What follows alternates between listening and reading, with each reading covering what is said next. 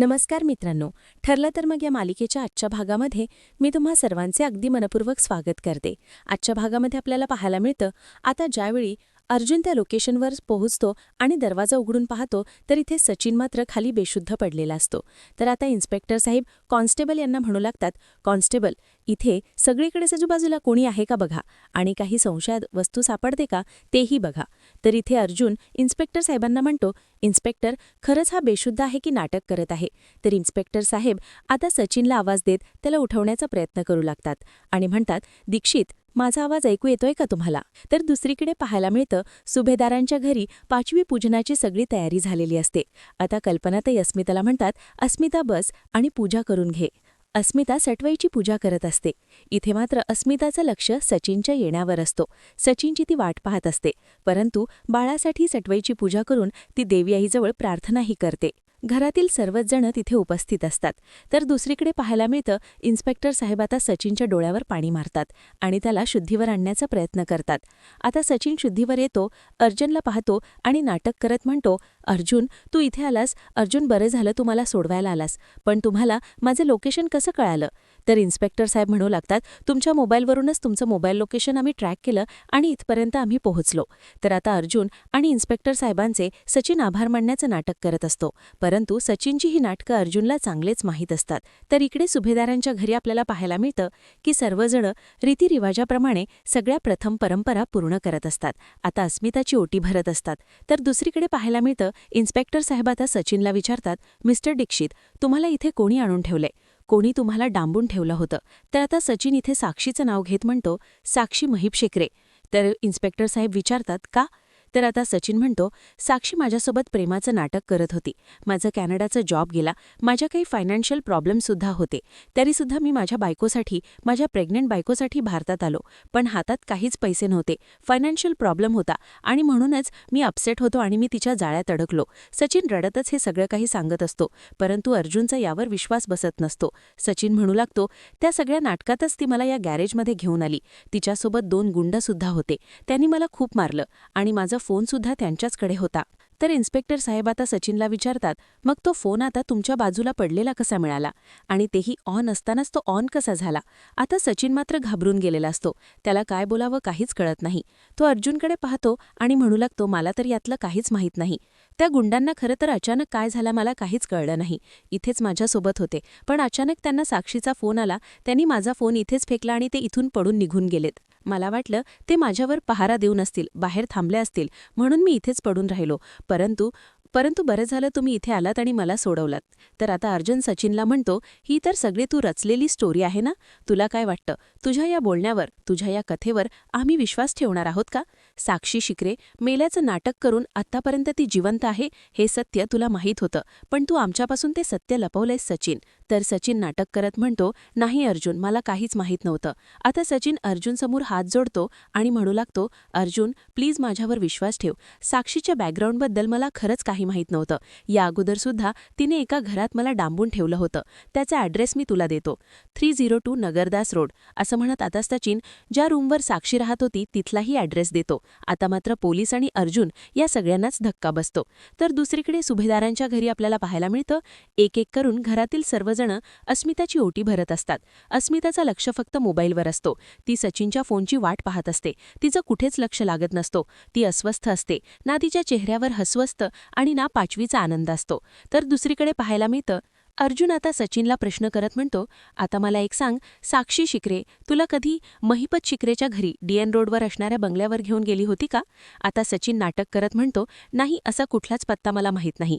आता मी जो फ्लॅट सांगितला त्याच ठिकाणी साक्षी राहते, 302 नगरदास रोड. असं म्हणत सचिन अर्जुनसमोर हात जोडतो आणि म्हणू लागतो, खरंच मला माफ कर, पण मी खरंच खूप मोठा मूर्खपणा केला. पण मला आता या सगळ्यातून बाहेर पडायचं आहे. मला माझ्या अस्मिताला आणि माझ्या बाळाला भेटायचं आहे. अर्जुन, प्लीज माझी हेल्प कर ना. असं म्हणत सचिन हात जोडत अर्जुनला विनंती करू लागतो. तर इन्स्पेक्टर साहेब सचिनला म्हणतात, आम्ही तुमचं सगळं स्टेटमेंट लिहून घेतलं आहे. त्यानंतर ते अर्जुनला म्हणतात, ॲडव्होकेट सुभेदार, तुम्ही यांना घरी घेऊन जाऊ शकता, पण जेव्हा केव्हा गरज लागेल त्यावेळी यांना घेऊन तुम्हाला पोलीस स्टेशनला यावं लागेल. अर्जुन म्हणतो की हो. आता इन्स्पेक्टर साहेब तिथून निघून जातात. सचिन म्हणू लागतो, अर्जुन मला अस्मिताला भेटायचं आहे. अर्जुन म्हणतो, हे बोलताना सुद्धा तुला लाज वाटत नाहीये करे? अरे तुझ्यामुळे अस्मिताई हॉस्पिटलमध्ये पोहोचली. तिची डिलिव्हरी कुठल्या कंडिशनमध्ये झालीये ना ती आम्हाला माहीत आहे. तिची आणि तिच्या बाळाची परिस्थिती खूप क्रिटिकल होती. या क्रिटिकल परिस्थितीत तिने बाळाला जन्म दिलाय. पण तुला काय फरक पडतोय रे? ना तुला अस्मिताताईची काळजी आहे ना तुझ्या बाळाची. आता सचिन खुश होण्याचं नाटक करतो आणि अर्जुनला म्हणतो, अर्जुन मला बाळ झालंय. अरे मुलगा झाला की मुलगी झाली सांग ना, आणि अस्मीची तब्येत कशी आहे? अर्जुन काहीच बोलत नाही. आता सचिन हातापाया पडण्याचं नाटक करत असतो, परंतु अर्जुन काही न बोलता तो त्याच्या गाडीत जाऊन बसतो. सचिन आता मागूनच अर्जुनच्या धावात येतो आणि म्हणू लागतो, अर्जुन थांब, मला सुद्धा तुझ्यासोबत यायचं आहे. मला सुद्धा तू गाडीतून घेऊन जा. मला माझ्या अस्मिताला भेटायचं आहे. मला माझ्या बाळाला भेटायचं आहे. अर्जुन प्लीज. अरे अरे तू जर मला नाही घेऊन गेलास तर मी डायरेक्ट सुभेदारांच्या घरी येईन. मला कोण काही बोललं तरी काही फरक पडणार नाही, पण मला माझ्या बाळाला आणि माझ्या बायकोला भेटायचं आहे. आता अर्जुन परवानगी देताच सचिन खुश होतो आणि आता अर्जुन सचिनला घेऊन सुभेदारांच्या घराच्या दिशेने निघालेला असतो. तर दुसरीकडे सुभेदारांच्या घरी आपल्याला पाहायला मिळतं, आता विमलताई सर्वांना पेढे देतात आणि आता सर्वच जण अस्मिताच्या बाळाला भरभरून आशीर्वाद देत असतात. तर प्रतिमा आत्या म्हणू लागतात, अस्मिता आजच्या दिवशी सटवाई येऊन तुझ्या बाळाचं भविष्य लिहून जाणार आणि आम्हाला खात्री आहे की तुझ्या बाळाचं भविष्य हे उज्ज्वलच असणार. तर सायली म्हणते की सगळ्या नकारात्मक आणि वाईट प्रभावातून बाळाची सुटका होऊ देत आणि देवी आईचा तिला भरभरून आशीर्वाद मिळू देत. आता हे ऐकताच अस्मिता म्हणू लागते, वाईट प्रभाव म्हणजे बाळाच्या वडिलांबद्दलच तुला बोलायचं आहे ना सायली? आता सायली म्हणते, अस्मिताताई असं काहीच नाहीये.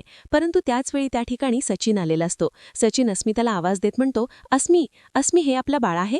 अस्मिता म्हणते, हो सचिन, पण तुझी ही काय अवस्था झाली आहे? तू कुठे होतास? सचिन म्हणतो, ते राहू दे, मला काही झालं असतं तरी काही हरकत नाही, परंतु आज मी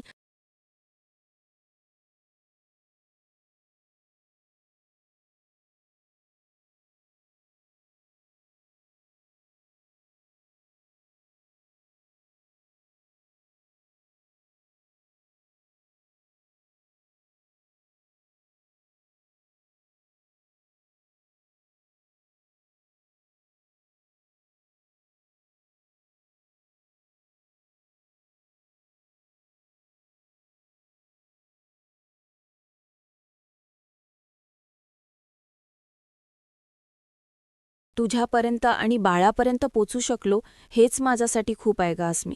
अगं आपलं बाळ अगदी तुझ्यावर गेलंय. मी खरंच खूप खुश आहे अस्मिता.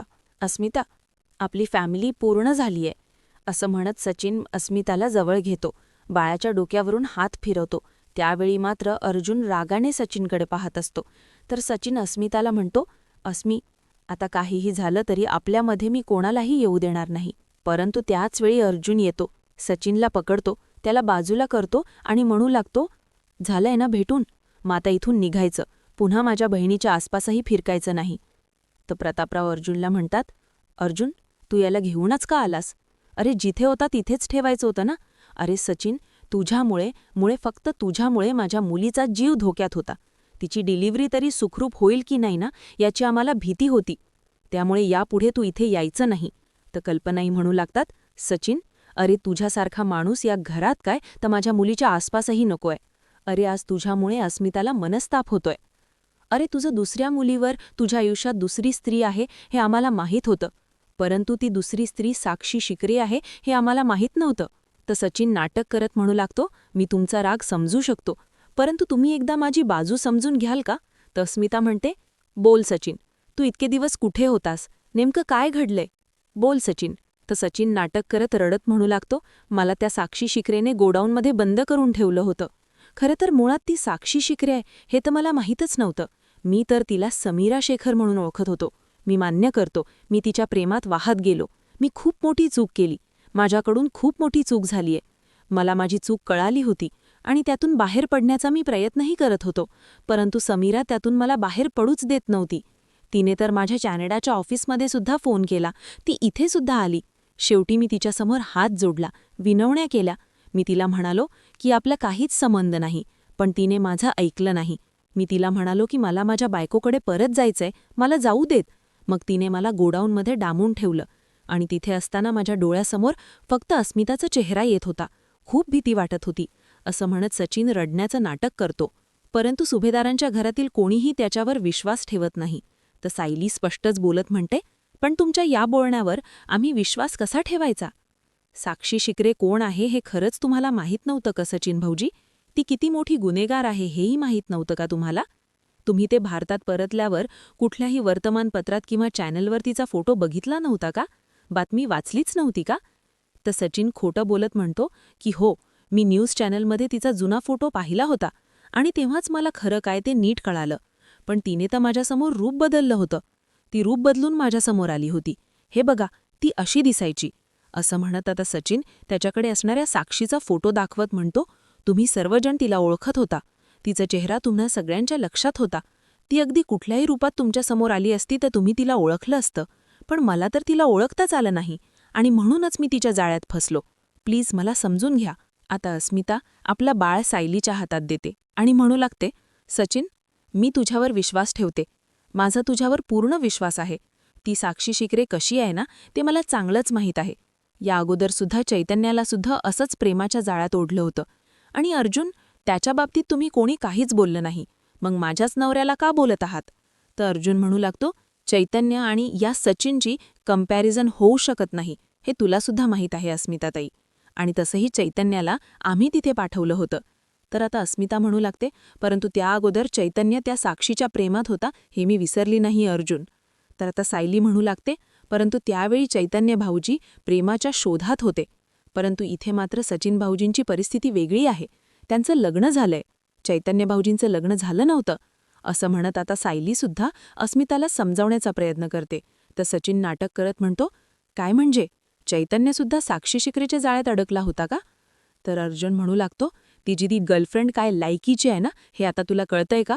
तर सचिन म्हणू लागतो, नाही, मला तर अगोदरच कळालं होतं. पण पैशांच्या प्रॉब्लेममध्ये मी इतका अस्वस्थ झालो होतो ना की सॉरी अस्मी, माझा तोल सुटला. असं म्हणत सचिन नाटक करू लागतो आणि अस्मिता मात्र त्याच्या या बोलण्यावर विश्वास ठेवत असते. आता अस्मिता सचिनची बाजू घेत म्हणते, नाही रे सचिन, या सगळ्यात तुझीच काही चूक नाहीये आणि तू सुद्धा एक माणूसच आहेस. माणूस चुकतोच ना. आता मात्र घरातील सर्वांनाच धक्का बसतो, कारण अस्मिता घरातील कोणाचं ऐकून घ्यायला तयार नसते. ती सचिनची साथ देत असते.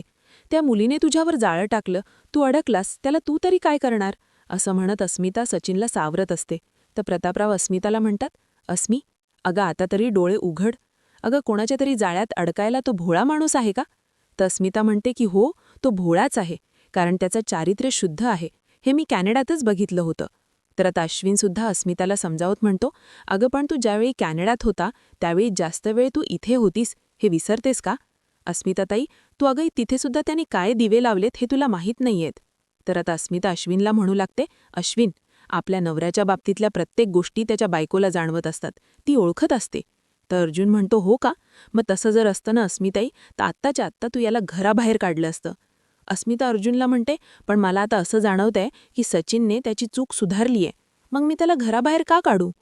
तर प्रतापराव म्हणू लागतात, प्रत्येक वेळी मनाचा कौल ऐकायचा नसतो अस्मिता. तर अस्मिता म्हणू लागते, का? त्यावेळी माझ्या मनाला वाटत होतं की सचिनचा बाहेर अफेअर आहे आणि मी तुम्हाला सांगण्याचा प्रयत्न केला.